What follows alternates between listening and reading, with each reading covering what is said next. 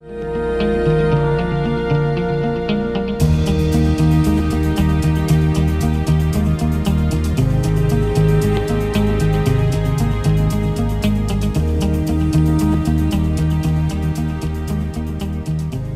a pleasure being here with you today to be able to share with you what I refer to as the new biology.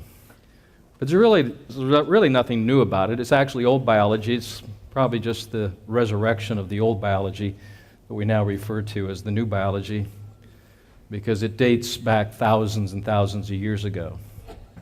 I mentioned to you Moses as the first morphologist and hematologist. He talked about blood, didn't he? So, and I don't know if he was trained at the universities, if he had an MD behind his name, but he surely knew something about blood, didn't he? He made a very profound statement. For the life and death is the blood. It is the single most important organ, and it is an organ, by the way. And I say that because I want you to understand it as a living, flowing organ. No different than your bones or your muscles, or your brain, or your skin. This organ is unique to you, and it is individual. It is actually like one of those computers, the blood is. It actually receives and records and documents every thought, every word, every deed that you've ever experienced in your lifetime. And there is science right now working on taking one drop of blood and being able to put it on a recorder so you can have your whole life's history. Not only hear it, but see it too as well. So nothing is ever lost. When we're talking about the blood will become the new computer chip, and it'll be uniquely individual to you. And that's why I always caution people to think twice before they have a blood transfusion. Because a blood transfusion is unique to that particular individual.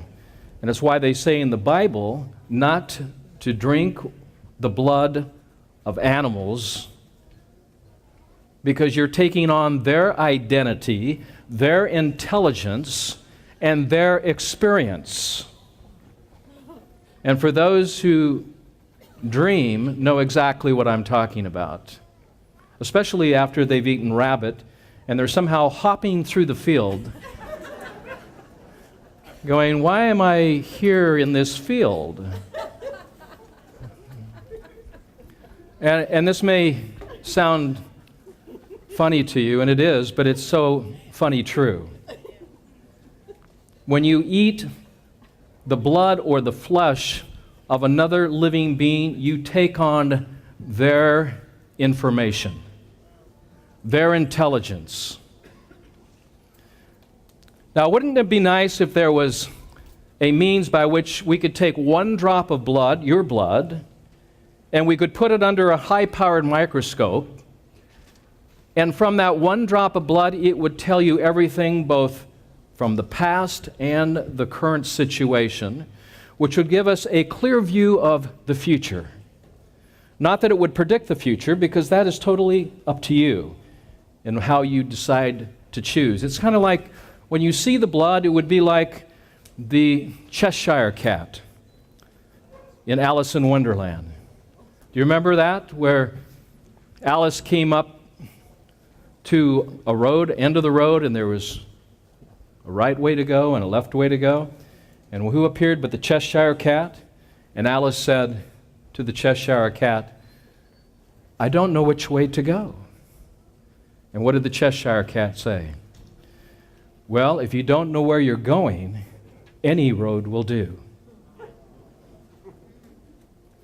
And unfortunately, this is the way a lot of us live our lives. We come to the crossroads of life, and we don't know whether to turn to the right or to the left, because we don't have enough knowledge or intelligence or information that can guide us and direct us. I have found that the blueprint of everything that we need to know is in the Bible. We just have to have the Spirit as we're reading it to be able to understand it. So when Moses said, life and death is not in the blood, life and death is the blood. And I make that very important distinction because there's a unique difference between in the blood and is the blood.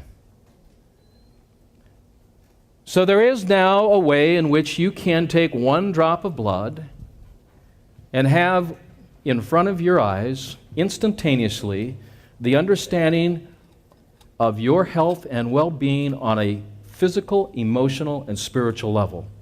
One drop of blood, under a microscope, reveals everything about you without you revealing anything to the practitioner. You see, what I found out that people lie, blood does not lie. It only knows one thing, and that's the truth. Many times when I'm taking blood, and I've taken over 500,000 samples from 40,000 people around the world, and I don't profess to know everything about blood, but I do know this. The blood gives us information. And with looking at blood drops, which are blood prints, we're able to understand things that a PET scan won't reveal, that an MRI will not reveal, that a mammogram will not reveal. Now that should be affordable, and that should be available for all of us. Wouldn't you think that? And yet the government does not want you to know about this test. They don't want to make it available. They classify it as a high complexity test and actually make it impossible, even if you're a medical doctor, to be able to have this test done. Even though it's inexpensive, it's accurate, and it's immediate. And it actually fits the bill of this. It'll tell you something years in advance before you actually experience it. So if you have something, let's say, running in your family, like you're eating a certain way, living a certain way, which then will lead to a symptomology of breast cancer, because breast cancer is not something you get, it's something that you do. Diabetes is not a disease that you contract. Diabetes is something that you do with your lifestyle and dietary choice. We can feel sorry for ourselves or for others saying, oh, that poor soul, they have breast cancer, prostate cancer, brain cancer, diabetes, multiple sclerosis. And yet these are the consequences of individual lifestyle and dietary choice. These are the symptoms, not the diseases, of an accumulation of going down a road and not understanding which way to turn. So today we have science spending billions of dollars around the world seeking for the cure for cancer, and yet we already know what causes cancer, and we also know what cures it. We have science telling us there is no cure for diabetes. In fact, the president of the Diabetic Medical Association said, I don't want to hear it, yeah, don't tell me. I said, we've already got it figured out. We have insulin pumps now.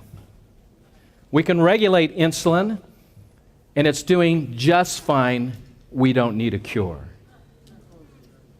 And I said, what about your son who has diabetes? Well, we just put him on the insulin pump, and he's doing fine. And anyway, who would really make a decision to make a significant change in their lifestyle and diet that would reverse their particular condition? What you're asking, Dr. Young, for people to do is beyond their capacity. And I said to him, beyond their capacity? What, to avoid diabetic neuropathy? Beyond their capacity to lose their eyesight? He became very offended by my comments. You see, sometimes the ego gets in the way. Shelley and I were in Las Vegas. They gave us the key to the city. We tried to use it, didn't work. But we were there, and we were invited by the local diabetic association, and I was sitting right next to the regional for the diabetic association, and he gave his lecture, and I gave my lecture. And he leaned over to me, and he said, "Dr. Young, you are right on. That was a wonderful speech. But I have to tell you, I cannot support you because if I do, I will lose my job." Welcome to the land of the free, the home of the brave. This is what we're dealing with. You see, here in America, we don't need health insurance. We need health education. If people knew, or at least if they read the Bible, they'd ask, "Where do I get that manual on how to live my life and take care of my body and keep it clean?" See, there is a manual that's already been written, but are we paying attention to it? So I've kind of expanded on what God has already taught. It's already been written by His prophets of old, and even latter-day prophets. And now, because of my curiosity, I'm just verifying what God has already said, what Moses has already said, what Isaiah said. Remember what he said? Grass is flesh. Now that's interesting. You mean, Isaiah, you mean if I literally take that as what he said, you mean if I eat grass, that will turn to flesh? And I had to think about that for a very, very long time, and I realized that he was absolutely correct. When God told Isaiah that grass was flesh, and then when Jesus to the Essenes said, "If you are seeking light and life, that all you have to do is ingest the humble grass," in a discourse that Jesus, when he was teaching the Essenes, what is the best food that we can be eating to give us light and life? The answer was grass. Well, we now know the molecular structure of grass, and we now know the path from grass to flesh, and I'm going to share that with you in the lecture today.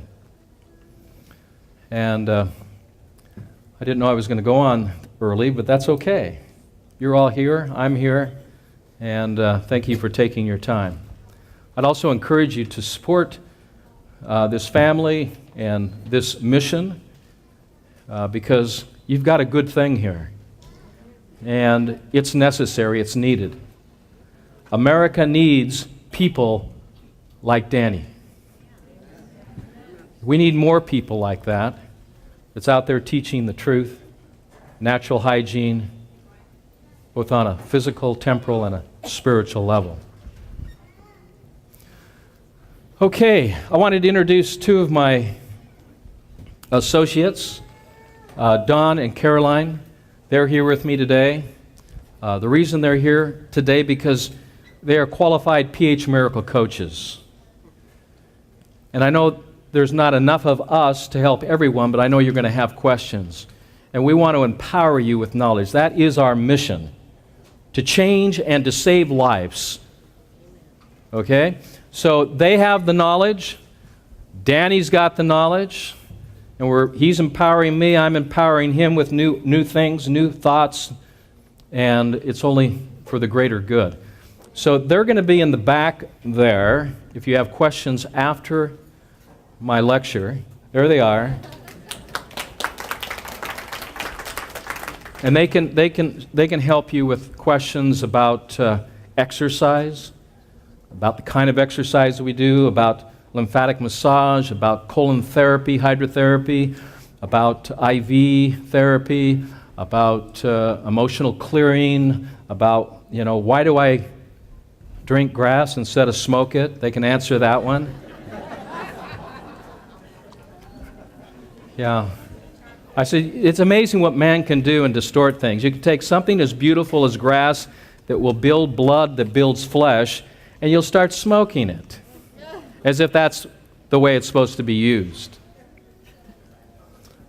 So, probably the most important thing that you can do or begin doing today is start building flesh with green foods and green drinks. If it's not green, then you need to read Genesis chapter 1 and go from verse 29 and read the next verse, 30. Because 30 is the verse. Correct me if I'm wrong. Pull your Bibles out, would you? Okay. You got your Bibles out there. What color of food are we supposed to be eating? Okay. Didn't say yellow, didn't say blue, didn't say pink, didn't say orange. Because people ask me, what about orange this, red that, blue this? No. The carrot tops are what we should be eating.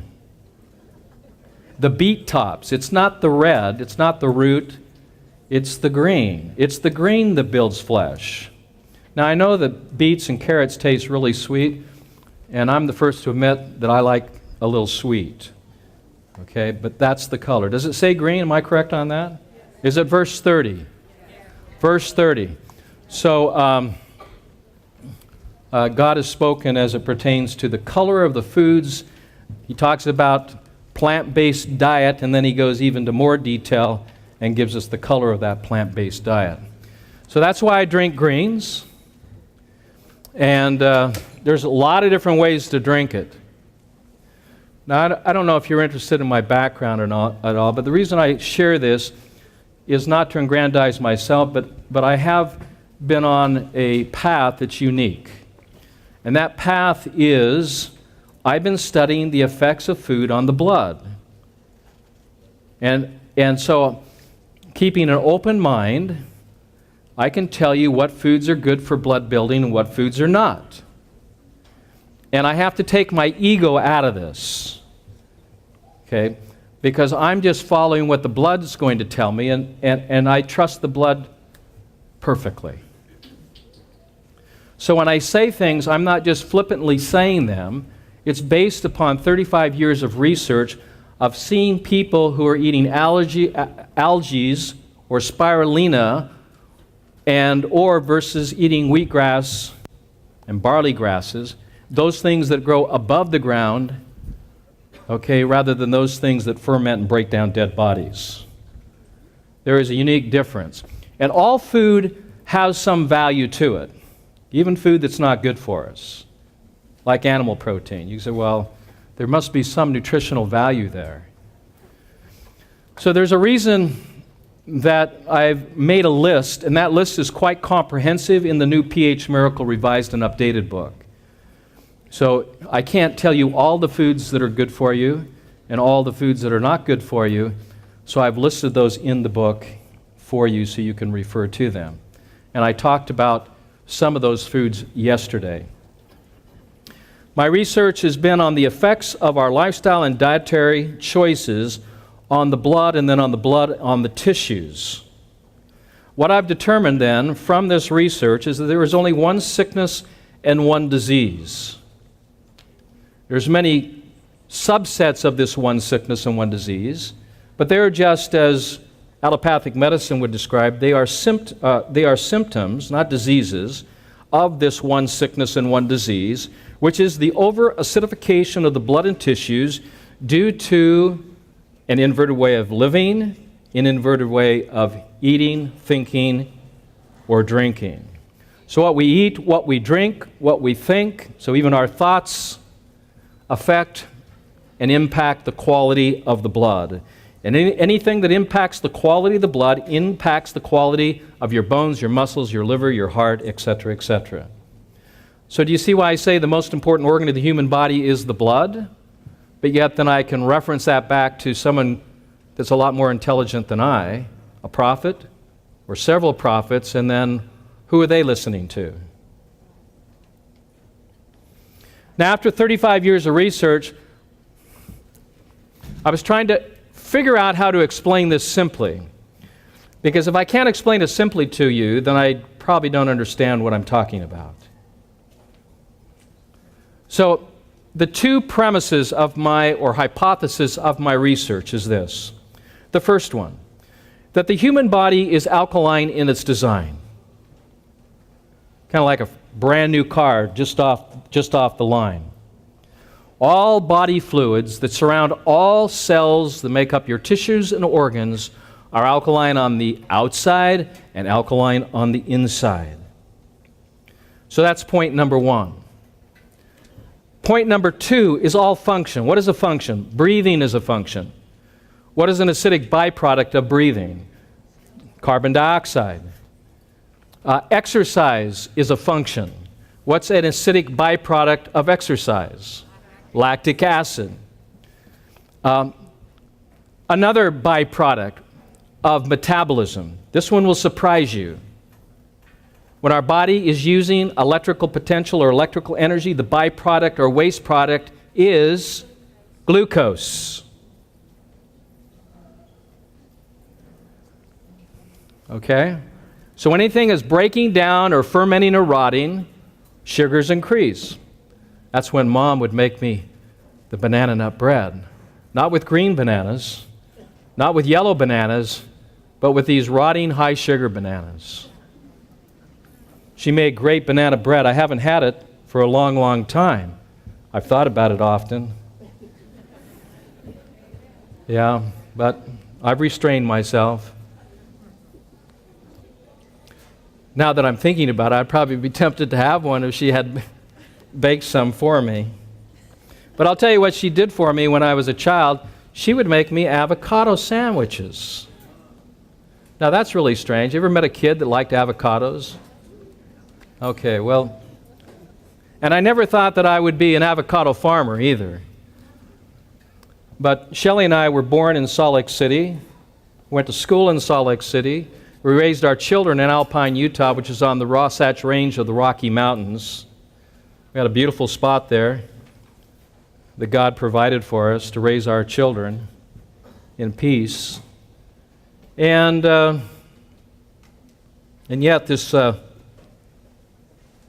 we ended up in San Diego, in Valley Center, which is northeast of San Diego, in a beautiful 45-acre ranch of avocados. Now, who planned that? Shelley and I have to tell you this quick little story. I wish I had more time here, but these little stories, these are reflections. But I became very reflective today because of Danny's talk. We were at a lecture in La Jolla, and some friends of mine said, you need to come see this place. It's incredible. I says, well, we're not looking for a house. We're very happy in Alpine, Utah. He says, you really need to see this place. It'd be perfect for you. We went up and looked at it. And I said, yes, it's perfect. It's beautiful. It's like the Garden of Eden. It's that beautiful. I'll show you a picture later. I said, but we don't have the money. How could we ever afford to buy something like this? But there was this overwhelming urge for me to make an offer, even though I didn't have the money. Have you ever had that? And it wasn't because I wanted it, like an acquisition, but it seemed like this was the best place for Shelley and I to be, to bring people from around the world who were looking for health, wellness. So we made an offer. The offer was rejected because it was less than what they were wanting, and they sold it to someone else. I thought, oh, good. I'm relieved. It's not for us, even though I felt it. But it kept coming up every day. I have this overwhelming feeling that we're going to be in San Diego, and we're going to acquire this, even though it's been sold to someone else, and we don't have the money. Well, we went on a trip. Shelley and I were in Italy, traveling with our family, and I kept looking at the internet. It was still pending, hadn't closed. And one day that pending sign was off. I called up. This was like months later. Called my agent. I said, the house is back on the market, and I'd like to make an offer. The realtor says, wait a minute, aren't you on a trip? So how do you know this? I've been on the internet. I've been following this on a daily basis, and I feel like we're going to acquire this. He says, well, what do you want to do? He says, call the realtor. He Called the realtor, called back. You're right. It is for sale. What do you want to do? So make an offer, full price, and tell him I need 60 days because I'm going to be over here for another week. And it'd be impossible to get a jumbo loan that quick.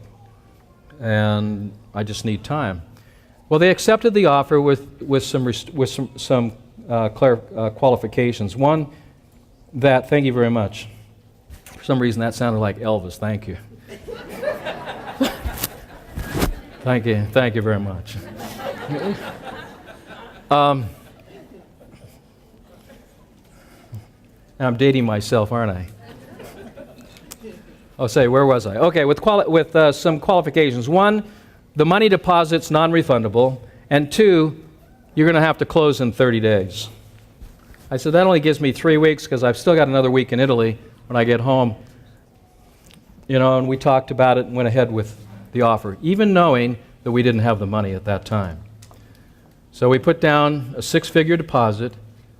We had 3 weeks to close on a multi-million-dollar ranch, and I had no money. But for some, God was impressing on my mind that all would be provided. When I got back from the trip, I got a call from my agent in New York. Said, we want to see you back here. They're so impressed with what you've done. They want to enter into a contract. I flew back to New York. We signed a contract. I begged for mercy. I said, I don't need my money later. I need it now. This is what we're doing. They went to a meeting and said, great, we're going to help you because we believe in what you're doing. And without even knowing where the funds were going to come from, the heavens were opened and the resources were provided. So we ended up closing on the property, and we've been there now for 12 years. When we arrived on the property, we knelt down and dedicated in a prayer to all those who would come that need healing. And now the Rancho del Sol has become the PH Miracle Center where miracles from God happen.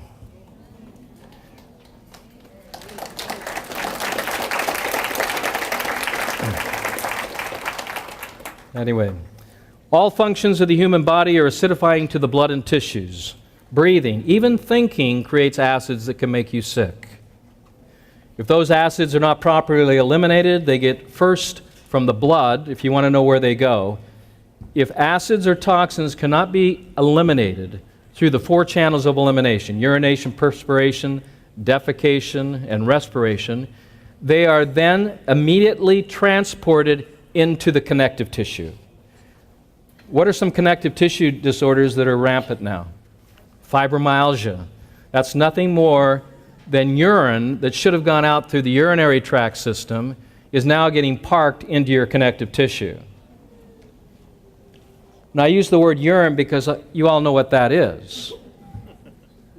But if you can imagine your blood purifying itself by pushing out waste products that should go out through the bowels or through the urinary tract system, they get parked in the connective tissue. All irritation, inflammation, any contraction of the muscle, such as the new disease which is being promoted, like the restless leg syndrome, just another disease to market another drug that does not work, is nothing more than I eat too much acidic food disease. My channels of elimination are blocked, and therefore the body, specifically the blood, is purifying itself by parking that excess acidity into the connective tissue. And from the connective tissue, if it is not removed, it then goes into the fatty tissues. That's why obesity is a worldwide problem. All you have to look at, what causes obesity? Not fat. That is the lie. The truth of obesity is the body's inability to remove its own waste products, and the body perfectly protecting itself by parking its acid in your hips, your thighs, your buttocks, your waistline, and in your breast and brain. And if you continue that process, those acids will break down the breast, causing breast cancer. But before the breast cancer, it's always microcalcifications. Stones in the gallbladder are nothing more than acids that should have been removed, are being solidified in order to protect healthy tissue. So we find stones in the brain, we find stones in the thyroid, and we find it in just about everyone we test using sonograms. We find cysts, we find stones everywhere. And why do people have all these stones? Because they're not properly eliminating their own waste products. Autointoxication is very real. And these acids come from not only what we eat, but also what we think, and also through the mechanism of metabolism. Since our bodies are constantly on 24/7, we are constantly producing acidic waste products, and that's why it's literally and biologically and biochemically impossible to over-alkalize. In fact, when the body is in a state of alkalosis, what is being measured is the blood pH as it's trying to overcompensate, as it's pushing acids out into the tissues. So when our pH of our blood, which is balanced at 7.365 to 7.4, begins to rise to 7.4 to 7.45 to 7.5, what is happening? The blood is trying to overcompensate for acidity as it's pushing acids out into the tissues, and you're at a risk for cancer. Do you lower blood alkalinity? Absolutely not. By lowering blood alkalinity, by putting more acid in the body, sets the stage for even more acid that leads to more tissue acidosis, that then leads to a cancerous condition. Unfortunately, oncologists, hematologists, and the complete medical community do not understand the pathology of stones. The pathology of these microcalcifications in the breast, the brain, prior to the tumor formation, which is just a larger problem of acid spoiling more tissue. Now, we've all been surgeons. We've all taken a banana and cut off the acidic portion of the banana. But just like a banana that rots or gets spots, we look at our own skin and we see spots here and there. That's nothing more than your own urine coming out through the skin rather than out through the urinary tract. If you stink, you're urinating through your skin. You don't need deodorants. What you need is purification from within. And that really comes down to probably the single most important thing that you can do, which costs less than $10. And then you can fire your doctor. And then with this knowledge, you empower yourself with the knowledge and education to be able to care for your body. Because your body takes care of itself if you know how to do it.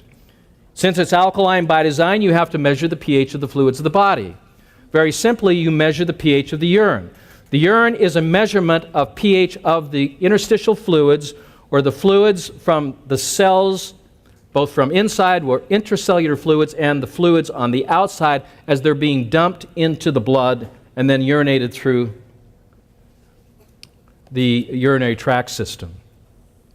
So if your pH is below 7.2, then you're in tissue acidosis, and you're urinating through your skin, and you're parking acid in your connective and fatty tissues. That's the minimum, 7.2 pH. All you do is when you wake up in the morning, you take a strip of pH paper, you pee on it, and you look at the color. What color should it be? Green. Isn't this simple? It all comes back to green.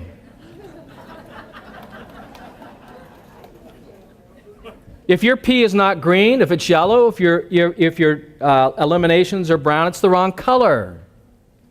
They're supposed to be green.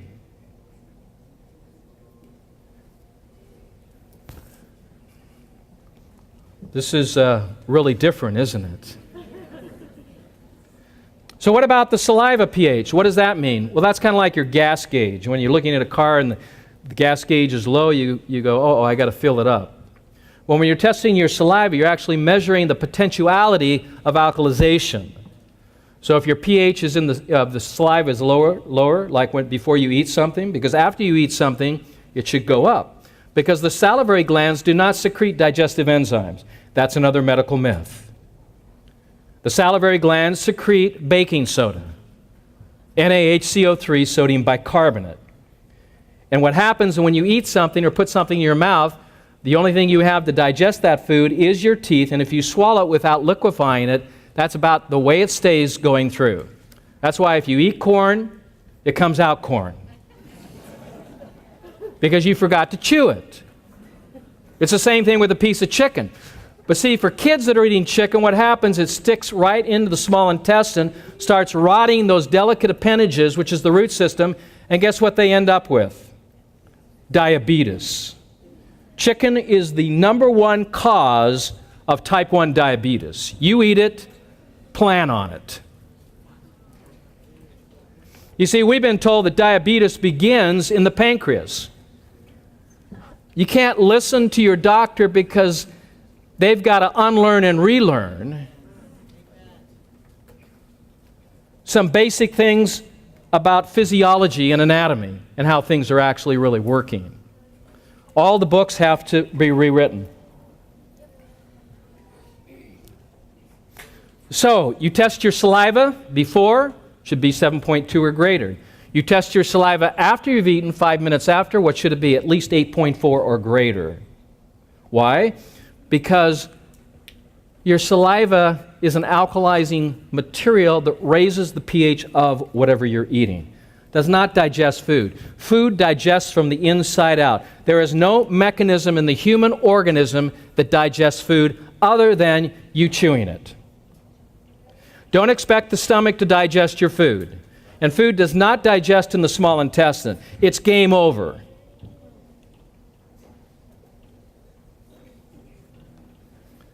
So that's why America's constipated. If I was President of the United States, my first directive would be put Congress on mandatory colonics. As I said yesterday, you have more brain cells in your gut than you do in your head. If we had clearer bowels, we would have clearer minds, and we would have more inspired decisions coming from our politicians. We would purge the toxicity from the inside out, beginning with the bowels and then to the brain. I think there'd be more cooperation rather than competition if that was to happen. Anyway, sounds kind of fun. I don't know. I thought of that the other day and thought you might like it. Since, this is a very important year for our country. And you've already heard me say that we don't need more medication, we need more education. And we don't need health insurance, we need a program to empower people on how to take care of their bodies. And it has to begin with education.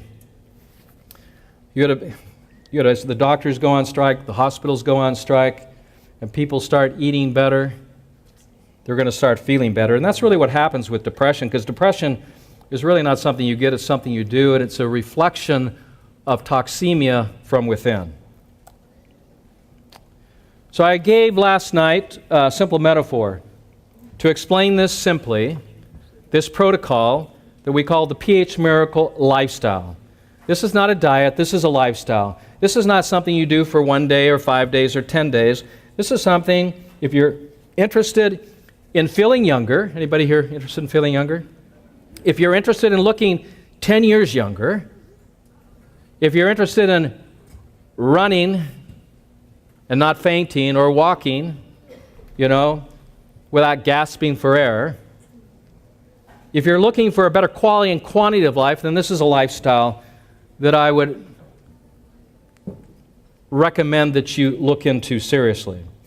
As it relates to restoring health back to its natural state, it would be no different than changing the water for a fish who is sick. So when the fish is sick, what would you do? Would you treat the fish or change the water? And the common sense answer is change the water. Why? Because the fish is only as healthy as the water it swims in. Right now we're dealing with global warming. What is happening, the oceans are absorbing the acids of the atmosphere, and it's being buffered by the coral or the calcium or the skeletal system of the ocean. It's called acid rain. the increase in epidemic proportions of cancer and diabetes, where we have body warming, not global warming, but body warming, where we're dealing with the same acids, not from the macro world, but from what we eat, what we drink, and what we think, as acid is raining on our blood, on our bones, and on our muscles, and doctors are labeling this disease without understanding what is happening in the macro world is the very thing that's happening in the micro world. We're absorbing our own waste products. It's called what I refer to as body warming. Acid rain from without, acid rain from within, and there are certain sections of the ocean now that used to contain over 5,000 species of marine life. They are all gone. Acid has killed them all. Acid is ripping your life away from you. One of the stronger acids that strips your bones and your muscles, acid rain, is soft drinks. They're not soft, they're hard drinks. They're harder than alcohol. You're better off having a beer than drinking a Coke. You're better off having a shot of vodka than having a soda pop. The pH of soda pop is 2.5. Vodka is about 7, about 6.5. I don't recommend it. Okay? It has other effects, but it's a lot better than what our kids are drinking. And here's a scary thought. Orange juice is just about as toxic. Orange juice will actually shut down the immune system for 5 hours. The citric acid in orange juice is so paralyzing. The sugars in orange juice are so paralyzing. And this is where my lessons get really hard, because this is what the blood is teaching. That I watch red blood cells, I watch white blood cells literally shake as if they're intoxicated when they're exposed to high sugar fruits. Pineapple, mangoes. Do I need to continue?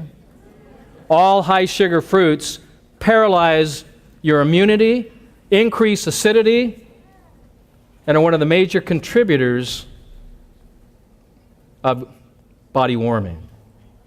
Now, if it's a choice, a banana, which is 25% acid, versus an avocado, which is like 3 to 5% acid, there's no question. You can have all the avocados you want, but bananas will shut down your immunity, poison your blood, and start breaking down your tissues. And you say, well, what about all the potassium? Well, that potassium is gone. It gets nullified with all the sugar from the banana. So what you end up is a sugar hit. And we got bananaholics in Australia promoting the banana diet, and I've seen their blood. These guys are athletes. They're running. The only thing that's saving their life is the fact that they're running and sweating all this acid out through the pores of the skin. Other than that, they'd probably be dead from ODing on banana. So I'll give you just a couple of extreme examples. Now, when I talk, these things seem extreme. But I believe that you're the kind of people that can listen to this, because I think there's people out here that need to hear this, and are those who are very, very interested in perfect health. But the first thing I do if you're a cancer patient or a diabetic is I immediately take you off high sugar fruits. No apples, no oranges, no bananas, no sweet fruit. So then we put you on the alkalizing fruits. What are they? Cucumber. Never thought I'd ever say that. I didn't like cucumber when I was growing up. It wasn't sweet enough. We were raised on orange juice. Cucumber, you have to change your taste buds. And many of us are slaves to our taste buds. We eat for taste. If I could make this carpet taste good, people would eat it. I could sell it. I could make a profit. Wouldn't digest any more than beef, chicken, or pork, or fish would digest. But hey, tastes good. And that's what happens with a lot of natural health foods. You've got to read the labels. Look at the carbohydrate loads. Look at the sugar contents of foods. Like a wind-chilled donut has about 8 or 9 grams per serving. You get more than that in orange juice or a banana. So you've got to watch the sugar. Sugar is an acid. It's a waste product. It poisons the blood. It deteriorates the alkaline design of the body. So if you're sick, you have to change the fluids of the body. It's not about treating the fish. It's about changing the fluids to a more alkaline state, and that's what we do when we're dealing with sickness and disease and restoring health and wellness to the body. We focus on the environment.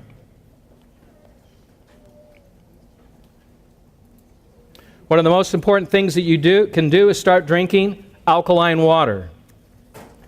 The wonderful thing about drinking alkaline water, it neutralizes or chelates or buffers the acids of the stomach, which is exactly what you want to do.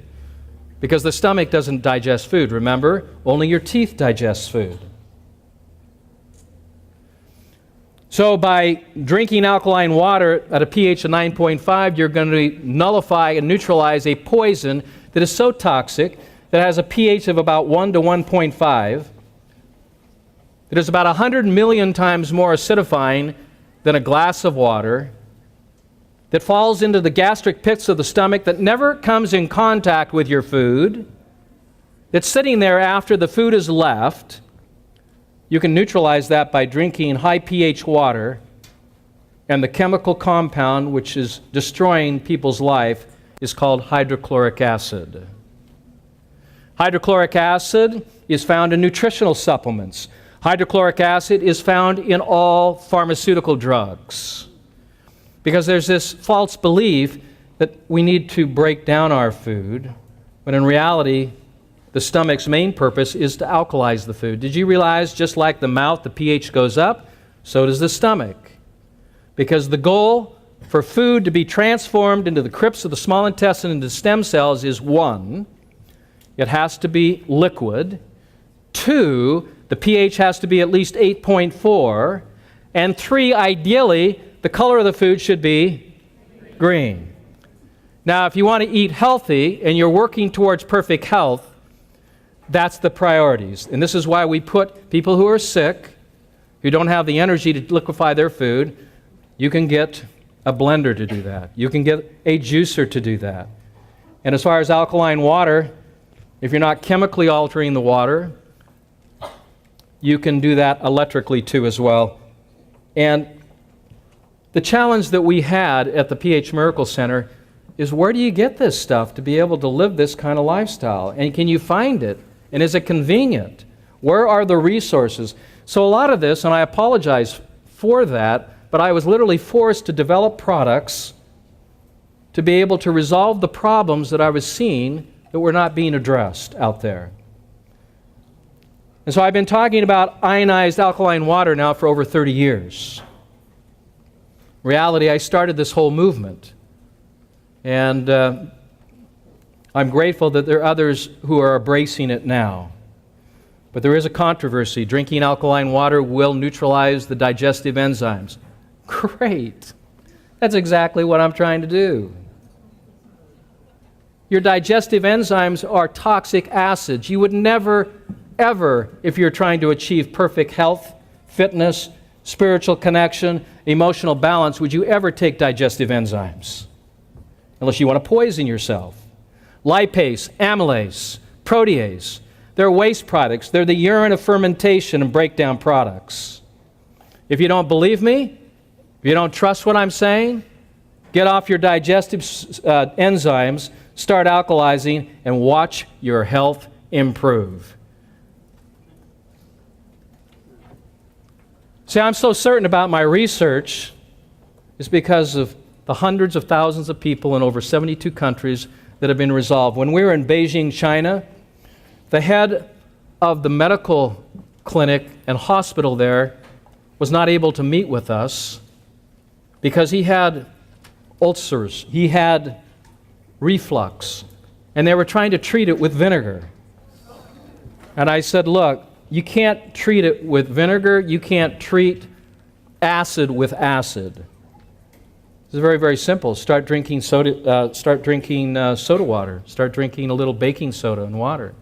Neutralizes the acids and the problem goes away. They were so impressed with that simple recommendation that I gave over 10 years ago, they wanted me to stay and work in the hospital there. I said, no, I'm going back to America and try to save, as many people as I can from being educated beyond their intelligence. And the word intelligence means, inter means between, gens means lines. So I'm saying a lot of things, but you're going to have to read between the lines. Because you can be really smart and still stupid. Intelligent people are able to listen and read between the lines. Acids come from metabolism. Acids comes from the foods and liquids we drink. Acids come from exercise, thinking, cellular transformation.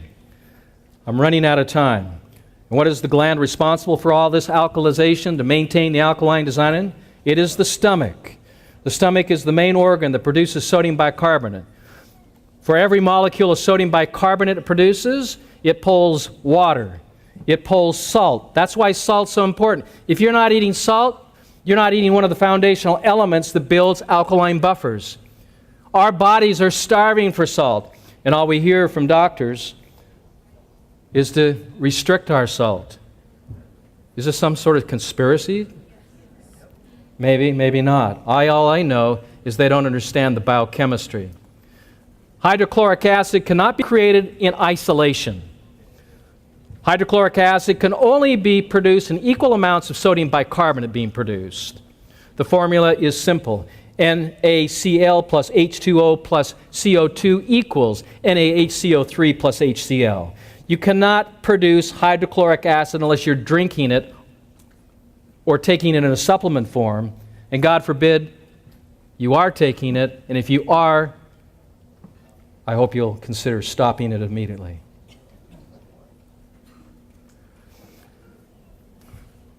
The stomach produces sodium bicarbonate to alkalize the acids from your thoughts, to alkalize the acids that produce from exercise, from the movements of your body, from your heartbeat, from the contraction of every muscle.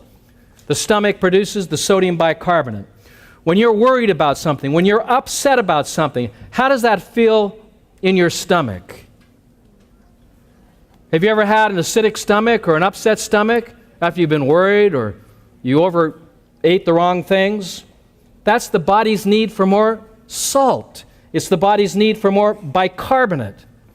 And when you have nausea, that is the symptom of a deficiency in sodium bicarbonate. Now, this is not explained in any medical text. You cannot research this anywhere. The only place you can find it is my work, my writings. And in the chapters in the new PhD Miracle book, revised and updated. I hope you have a copy. We only brought a few.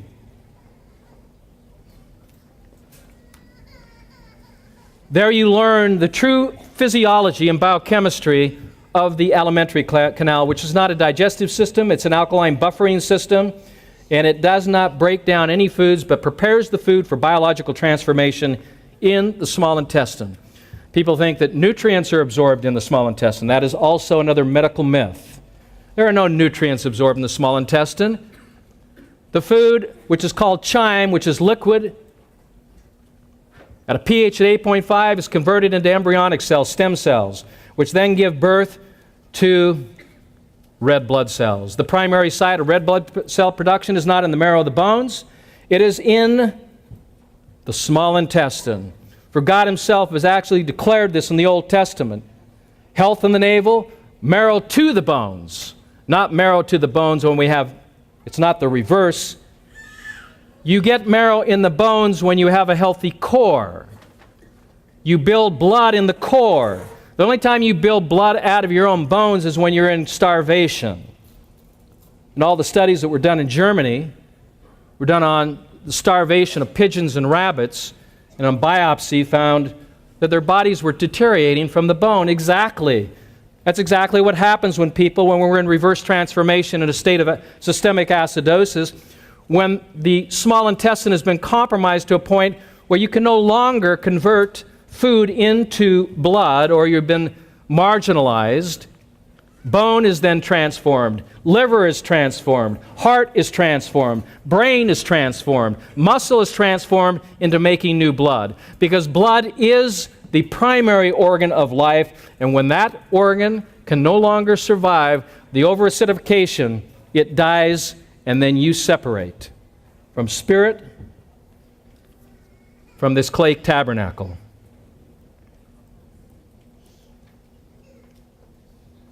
There are 7 stages. The first stage is enervation, then it goes to sensitivities, which includes allergies, mucus buildup, inflammation. You can't say inflammation with acidity. If you have sores and aches and pains, you can't have those without localized acidity. It's impossible. Where's that acid coming from? It's coming from your own lifestyle and dietary choice. It goes into induration. Acids, just like tanning leather, causes tissue to go into induration, contracts. That's why we stretch every day to elongate the muscles and just like a sponge, squeeze that acid out. Ulcerations are nothing more than acids working on breaking down tissue to degeneration. We've got a critical situation where body mass is being broken down to a point to where the organs can no longer function. Multiple sclerosis is nothing more than acid destroying the myelin sheath and destroying the nerves, disrupting the electrical system. The body goes into self-preservation mode.